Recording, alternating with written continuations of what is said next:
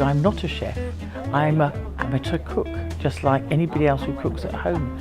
The big picture for me and the Holman Prize is to cook around the world so that I can try and engage blind and sighted professional and home cooks to see that blind people can do lots of things. Good morning, I'm here with Mac today at One Market in San Francisco, and he's going to show me how to make peach galettes with a really special pastry. Hi, my name is Mac Estrada and I'm a co-pastry chef at One Market restaurant. We specialize in seasonal foods. It's a new American cuisine. Okay, here we go. We mix the flour and the salt and the sugar, and then we have rubbed in the frozen butter, and what we've tried to do is reduce it from quite large chunks of butter to a sort of, I would say, like a rough sand. We're now going to add the water and the apple juice. Give it a little gentle knead. Yes. There. Perfect. There. So we're going to go ahead and flatten it out a little bit to about maybe an inch thick. Okay. And what that does is it makes it a lot easier later when we're rolling it out. Yeah. Absolutely.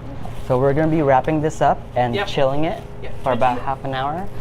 I've just had a taste of what was left on my hand, and it's really delicious. It's orangey and sugary. We're going ahead and sprinkle some flour on there before we roll out the dough. I like to roll a little bit and then I would rotate the dough. 90-degree rotation? About 90 degrees, yeah. So if I go like that, I would go away from me like that, and then I'd come back here, give it a bit of a turn. I'm feeling the thickness of the pastry and the evenness of it across the whole piece. I'm just running my hands around to make sure that it's reasonably consistent. So we're going to be sticking this in the freezer.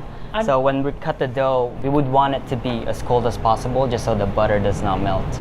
Now this is where it's trickier for me, because you can see where the plate hits the edges, but I have to just be feeling it all the way around. Now, Matt, can you see why I use pastry cutters? Yes. Because it's not so easy. Right in front of you. Oh, that's a good peach, isn't it? And you can smell it, and it's in beautiful condition. Run a knife around it just to get the pit out. Yeah. There you go. And then we are going to just cut it into a half-inch cube. I would just do it like that, and then we're going to toss this in lemon juice. Yes. And a little brown sugar. Check. Correct. This is apparently 1 cup. Half a cup. Half a cup. Yes. Right. So we're going to go ahead and measure it out and make sure it's filled and flat. This is restaurant portion control, isn't it? Yes. Very big on that. We're going to take the pastry and then kind of make a triangle. Yes, like that. Yes, and then we're going to be folding it that way. And then we're going to rotate. Yeah. So we can do like the other side. How many points am I allowed to make? Can I have 5? Usually we do 5, yes. 5 is pretty perfect, I think. So our oven is set at 350 degrees.